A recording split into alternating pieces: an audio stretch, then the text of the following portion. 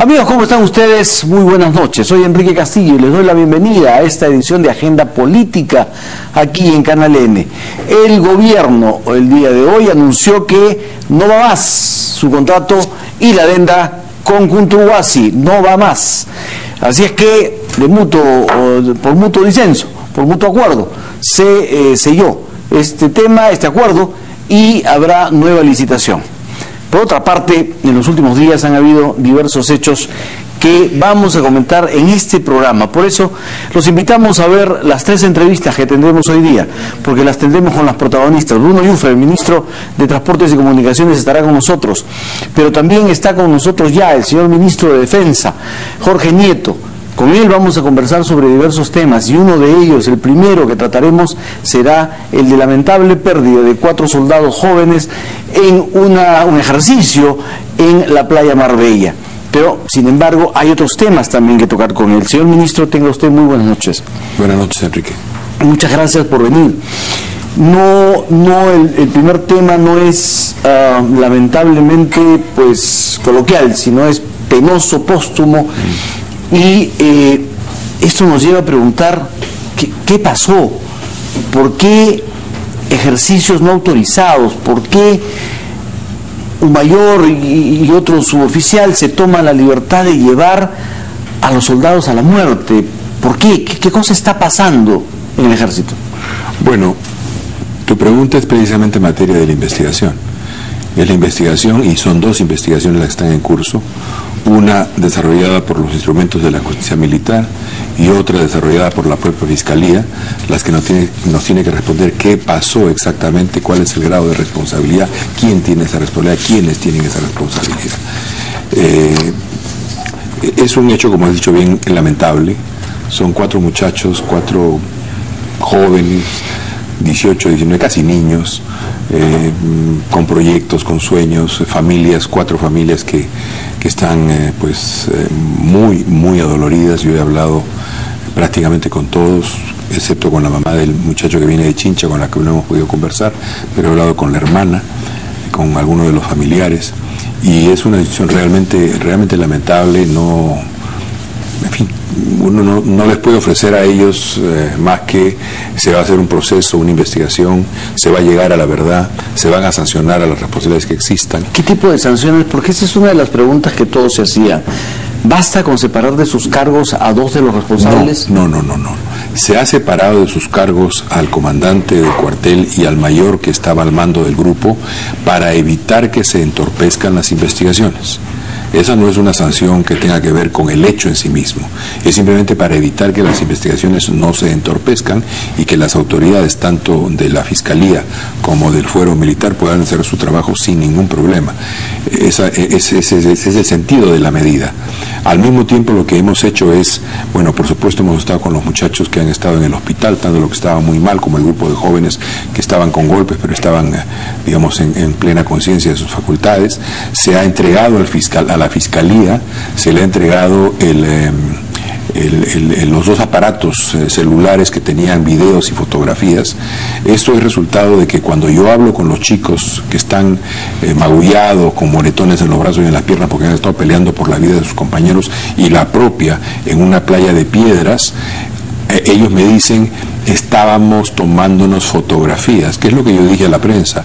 Yo no quería dar una versión, simplemente conté lo que me habían dicho, y producto de esa información es que yo le pido al mando del ejército que vea de recoger estos aparatos para ver qué información adicional tienen y si nos pueden ayudar para tener claro qué es lo que ha pasado. Bueno, hemos recogido esa información, la hemos difundido ante los medios.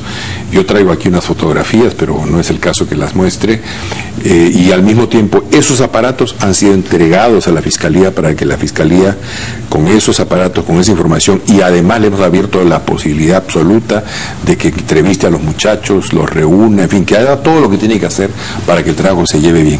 Junto con eso hemos dispuesto también una revisión de los protocolos que tiene el ejército de prevención contra accidentes en el caso de entrenamiento. Eso le iba a preguntar porque no es la primera vez que un hecho lamentable ocurre, y no solamente en entrenamientos, sino en las famosas tradiciones que tienen las Fuerzas Armadas con los novatos, con los recién ingresados, ¿no es cierto? O en ejercicios que tienen lamentablemente resultados fatales.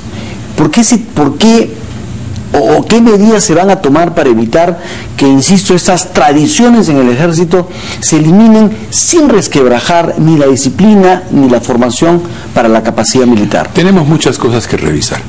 Estos incidentes nos muestran que tenemos ahí temas que tenemos que volver a mirar. Te pongo un dato que no tiene que ver con estos hechos, pero que tiene que ver con nuestra propia manera en la que entendemos las tareas de la defensa hoy día. Hay una talla que es mínima para entrar a las Fuerzas Armadas, 1,60 m me parece que es. Pero estamos en un mundo en el cual la defensa se va a desarrollar en muchos aspectos en el mundo cibernético. Y no estrictamente en el cuerpo a cuerpo. Exactamente. Entonces, hay una transformación también global que nos obliga a repensar la manera en la que nosotros desarrollamos nuestras tareas y las exigencias que tenemos con nuestro personal y el tipo de militar, el tipo de soldado que queremos formar.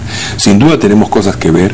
Hay una discusión muy intensa que en el caso nuestro no nos viene de la discusión internacional, que nos viene del BRAEM, porque en los hechos han llegado a elaborar un concepto de seguridad multidimensional que obliga a tener unas capacidades también multidimensionales y que obliga a tener un soldado, un militar también con capacidades multidimensionales, con mucha capacidad de reaccionar rápidamente ante distintos tipos de situaciones, con una cabeza muy ágil, ¿no es cierto?, y con una formación muy sólida para poder moverse adecuadamente en distintas circunstancias. Este es un proceso de transformación que está en curso, está ocurriendo, y hechos como estos nos recuerdan que tenemos que volver a mirarnos, siempre tenemos que volver a mirarnos, y los entrenamientos, por más que sean rígidos, rigurosos, exigentes para que nuestros soldados tengan todas las capacidades que necesitan tener, tienen al mismo tiempo que tener protocolos de seguridad muy, muy intensos. Y evitar las decisiones arbitrarias de quienes verticalmente creen que son dueños de la vida de los soldados. Bueno, toda orden tiene que ser razonada en el marco de una legalidad. Así como todos nos sometemos a la Constitución y tenemos obligaciones, deberes, derechos, pasa lo mismo en el seno de las Fuerzas Armadas. La orden tiene que ser siempre dada en el marco de la legalidad existente y de los reglamentos existentes en el seno del Ejército. Señor Ministro, ¿qué medidas se han tomado con las familias de los soldados? Bueno, yo primero he hablado el curso del día de ayer con los padres, he visitado a 3 de los muchachos en sus velorios, a 2 que estaban en el velatorio del hospital militar, y al muchacho que estaba velándose en uno de los barrios de Lima, en Palomino, y decidí también ir al entierro del 4º muchacho. No fui a su velatorio, fui a su entierro, estuvimos el día de hoy ahí al mediodía.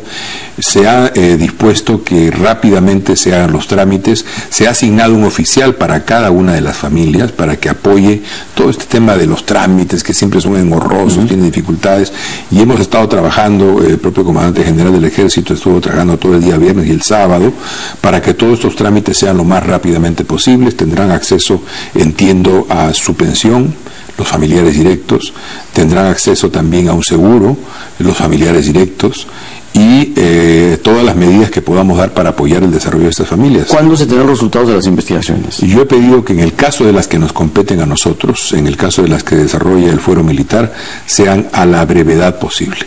No podemos tener procesos que dilaten y que terminen finalmente perdiéndose en el tiempo. Necesitamos respuestas prontas, respuestas justas, respuestas verdaderas. El dolor de las familias nos lo exige así, pero además nos lo exige nuestra propia responsabilidad. Yo quiero decirte, Enrique, que también mi sentimiento es de dolor, y es el de las Fuerzas Armadas. Son nuestros muchachos, no son nuestros hijos, pero son nuestros muchachos. Hemos trabajado con ellos a lo largo de los 3 primeros meses del año.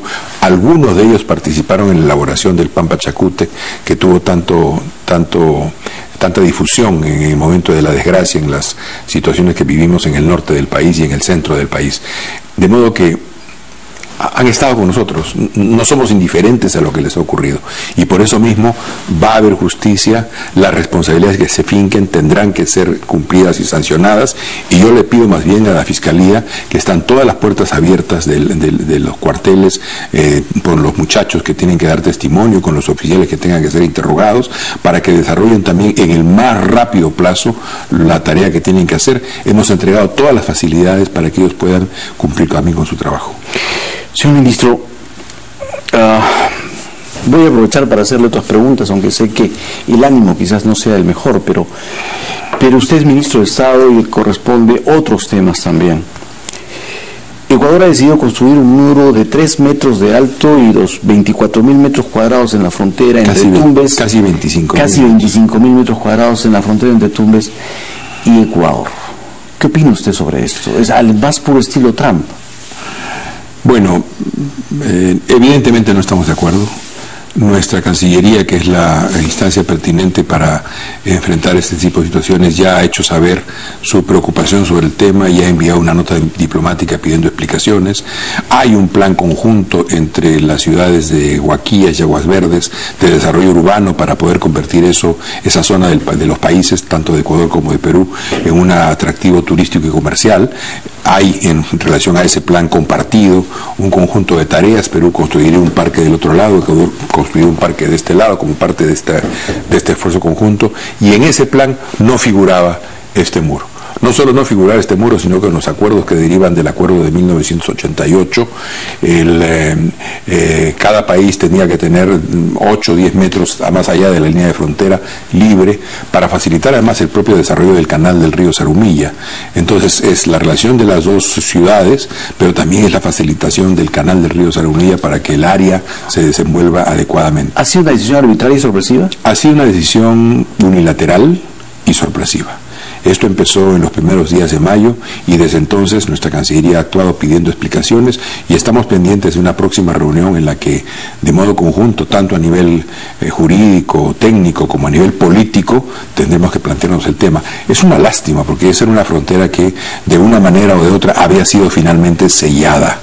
Y estos incidentes pues nos complican la vida ahí donde tendríamos que tener más bien una política de cooperación para el desarrollo de esta zona. ¿Es una actitud hostil del gobierno ecuatoriano?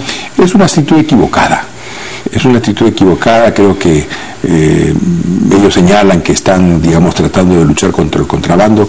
Lo real es que esta es una zona casi conurbada. Y entonces tanto los pobladores de un lado como los pobladores del otro resienten hoy día esta decisión, están en contra, y más bien lo que hay que hacer es encontrar los canales de conversación y de comunicación para resolverlo de la mejor manera. En el ámbito interno, señor ministro, ¿estás de acuerdo con el presidente cuando señala que el Congreso tiene total derecho a pedir explicaciones a ministros y funcionarios y que estos deben ir con todo entusiasmo a contestar las preguntas? Bueno, el Congreso tiene la facultad constitucional de convocarnos, lo he dicho siempre, y nosotros tenemos el deber constitucional también de ir a dar las explicaciones que sean necesarias. Entonces, ¿los llamados a los ministros no son o no es un abuso de poder? Bueno, a veces hay algunos que ejercitan el músculo, como lo han dicho, y entonces tratan de estas circunstancias sean lo que han sido, pero yo creo que en general lo que hay que propiciar es una relación de cooperación entre el Congreso de la República y el Ejecutivo. ¿El presidente creo que en general hay paños fríos al tema? Yo creo que todos estamos en una situación. Mira, Enrique, ¿cuál es la situación? Veámosla de conjunto. Por primera vez en la democracia nuestra de los últimos años, pos el gobierno autoritario de Fujimori, por primera vez tenemos un gobierno que tiene una mayoría claramente adversa en el Congreso y una mayoría muy sólida y muy consistente. Todos tenemos que aprender la responsabilidad del poder que las urnas nos han dado. A nosotros nos dieron el poder del Ejecutivo y por tanto tendremos que hacerlo así. Al Congreso le dieron la mayoría abrumadora que tiene, al Partido Fuerza Popular le dieron esa mayoría en el Congreso. Ellos tendrán que ejercerla con responsabilidad. Y en ese proceso se producen roces, fricciones, a uno le gustaría, digamos, que le exigieran menos, el otro quisiera exigir más. Es parte de un aprendizaje común. Es una fase distinta de nuestra democracia. ¿Pero usted diría que el fujimorismo es obstruccionista? Yo he visto un comportamiento en muchas cosas que ha facilitado el trabajo del Ejecutivo y en otros momentos han generado ciertas tensiones que me parece que han sido innecesarias, ¿no? Pero entonces, al extremo de llevarlo a decir que es obstruccionista, ¿usted no utilizaría ese término? Yo creo que hay que facilitar la solución de los problemas, ¿no? Y hay que encontrar los caminos para que podamos conversar, dialogar, resolver. Un político tiene que resolver. Que han habido algunas actitudes de obstrucción, sin duda, pero digamos tenemos que encontrar el camino para salir adelante, tenemos que lograr construir una agenda común y hacer un aprendizaje común de una democracia que tiene un Congreso con la mayoría de un partido y un Ejecutivo con otro partido. Hace un año el oficialismo hoy le ganó al fujimorismo. ¿Para usted todavía el fujimorismo tiene sangre en el ojo? Yo espero que no. Ha sido un proceso muy difícil. ¿Pero usted no ve en sus actitudes que haya ese resentimiento? Mire, hay casos aislados, uno puede hasta entenderlos, son casos aislados, pero esperemos que la conducción central haya procesado ya la derrota y estemos en una fase distinta de nuestro diálogo frente al país. A propósito, el presidente ha vuelto a poner el tema de la situación de Alberto Fujimori sobre la mesa. Y él ha dicho textualmente, se puede revivir una propuesta legislativa de tipo general o se puede ver el hecho de que ha estado preso 10 años o más. Está en salud muy precaria, todo eso lo estamos viendo. Nuevamente señala, como lo hizo en el pasado, hace pocas semanas, que están estudiando el caso. Es decir, el gobierno parece querer darle una solución al tema Fujimori, pero a veces parece querer indultarlo, otras veces... ¿Qué es lo que quiere hacer el gobierno? Bueno, no he conversado últimamente con el presidente sobre este tema. Él debe tener una preocupación constante sobre el hecho, no es cualquier hecho, pero creo que en general, otra vez volviendo a mirar el bosque y no solamente el árbol, yo creo que el país necesita una muy intensa y muy consciente política de reconciliación nacional. Necesitamos hacer.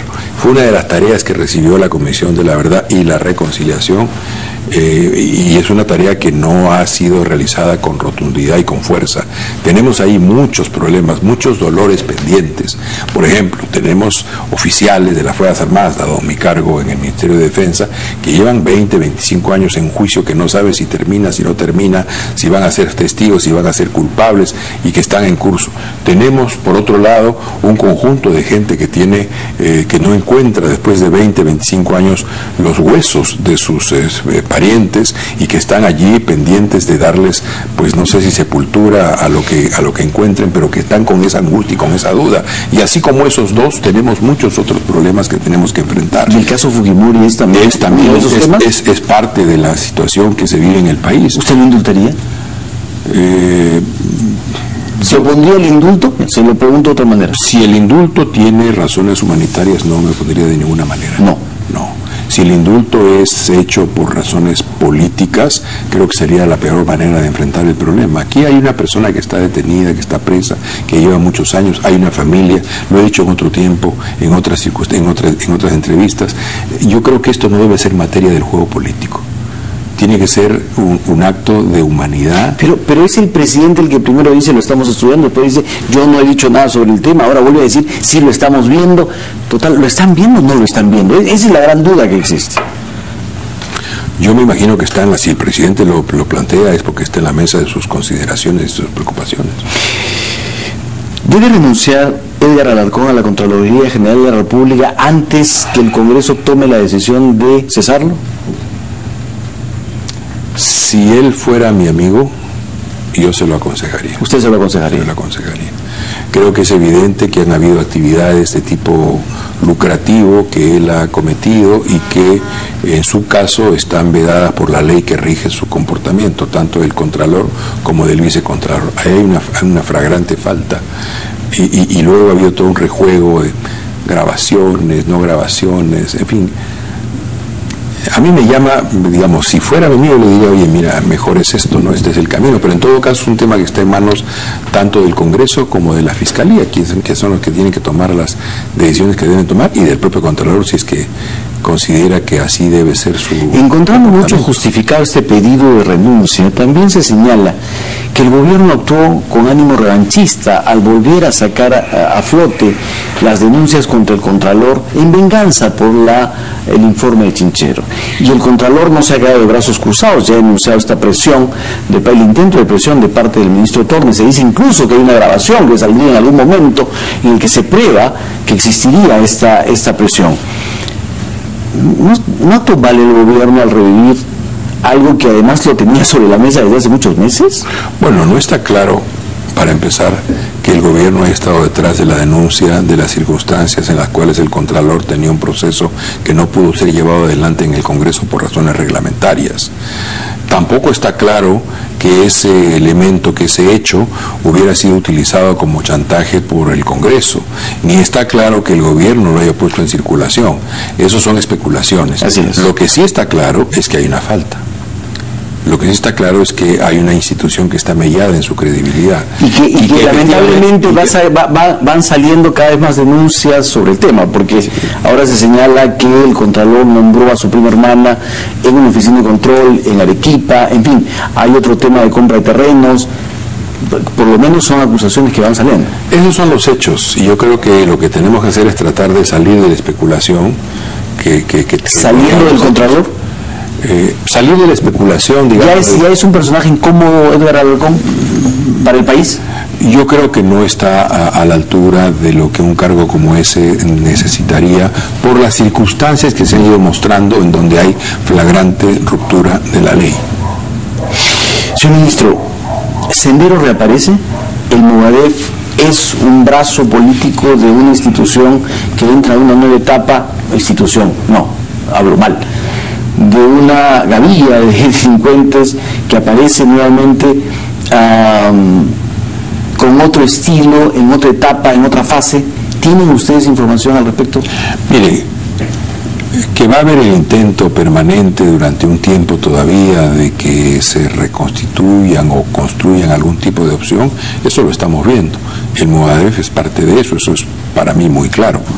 Ahora, lo que yo le puedo decir es que desde el punto de vista del Ministerio de Defensa y de nuestras Fuerzas Armadas y del Comando Conjunto, nosotros seguimos con atención todo el fenómeno y que estamos permanentemente alertas y que haremos lo necesario para que una situación como la que hemos vivido anteriormente no se repita. ¿Hoy es una amenaza, por pequeña que sea? ¿Es un riesgo? Nunca lo descuidamos. Sea amenaza o no lo sea, nunca lo descuidamos. Y estamos permanentemente actuando y de hecho se desarrollan acciones en las zonas en las cuales tienen que desarrollarse y es una preocupación constante.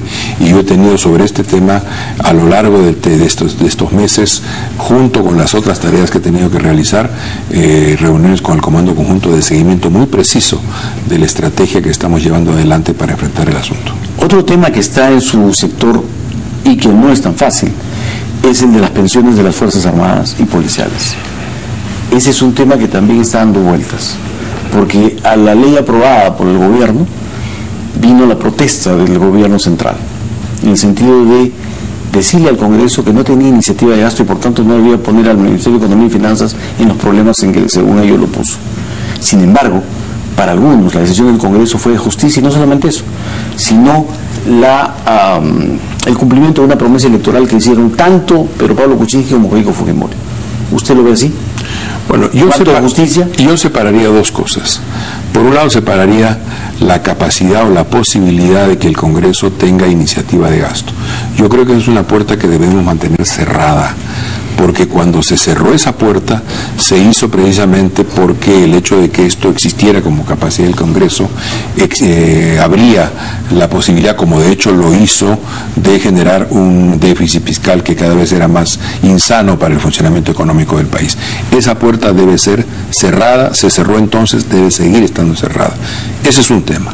Otro tema tiene que ver con la demanda de los pensionistas de las Fuerzas Armadas y policiales. Yo, como Ministerio de Defensa, cuando la Comisión de Defensa nos pidió nuestra opinión, la he manifestado por escrito, de modo que no tengo ningún problema en decirla verbalmente. Y a mí me parece que es una demanda justa, que ellos sufren una distorsión que se creó en el 2012 con la ley que en ese momento aprobó el gobierno del señor Ollanta Humala, y que esa distorsión, como lo dijo el presidente Kuczynski en su momento, debe ser corregida. Y en la última semana hemos estado, desde que apareció la ley del Congreso, hemos estado en sucesivas reuniones con el Ministerio de Economía y Finanzas, con sus técnicos y con el propio ministro. Yo he estado permanentemente en estas conversaciones y hemos estado tratando de encontrar la manera de atender, dentro de los límites que la caja fiscal nos impone, una ruta para poder atender las demandas de los pensionistas de las Fuerzas Armadas y policiales, y en eso hemos estado hasta el día viernes, y estamos trabajando todavía una propuesta que en su momento será colocada ante el Congreso. ¿Para usted entonces es de justicia el fondo del tema? Yo creo que debe corregirse la distorsión que se produjo en el 2012 en el marco de los límites que nos plantea la Caja Fiscal, porque también tenemos que tener responsabilidad frente a la situación económica del país, y mientras mejor nos vaya económicamente, más demandas, ya no solamente de los pensionistas de las Fuerzas Armadas y Policiales, sino de todos los sectores, podremos atenderlas. Señor ministro, finalmente, nosotros hemos sufrido el embate de Sendero, lo hablábamos hace poco de esa agrupación. Los atentados en Londres, ¿qué le hacen presagiar? Mire, no conozco con detalle los orígenes de esos atentados, pero entiendo que están en el marco de este conflicto con organizaciones del mundo islámico, ¿no? Con organizaciones terroristas del mundo islámico. El mundo islámico no puede ser reducido al terrorismo, pero hay señalado tampoco como terrorista generalizado. Señalado, y no debemos olvidar que parte de la civilización nuestra, números. Pero en este caso lo que está ocurriendo es precisamente este esfuerzo de organizaciones terroristas de golpear a quienes consideran que les han hecho daño en sus países, en sus santuarios, en sus sitios ceremoniales, en sus propiedades, etcétera. Yo creo que es absolutamente condenable. Nosotros hemos sufrido el terrorismo, no podemos desearle eso a nadie, y tenemos que trabajar intensamente para que esas cosas no ocurran. Señor ministro, muchísimas gracias por su presencia. Esperamos que lo informe de la Contraloría, de la Inspectoría del Ejército y el tema fiscal pueda avanzar lo más rápido posible para encontrar a los responsables y que sean sancionados, como dijo el presidente, con todo el peso de la ley, porque a los soldados hay que cuidarlos. El presidente en cuanto ocurrieron los hechos, nos instruyó en ese sentido. Es también una convicción personal. Yo quiero decirle a las familias que lo único que puedo decirles en este momento: no podemos reparar la lamentable pérdida de la vida de sus hijos. Sentimos su dolor, somos también padres de familia, pero lo que yo sí puedo garantizar es que justicia va a haber y que los derechos de los muchachos que han fallecido van a ser íntegramente respetados. Muchísimas gracias por su presencia. Gracias. Así es, señor ministro de Defensa, Jorge Nieto. Vamos a una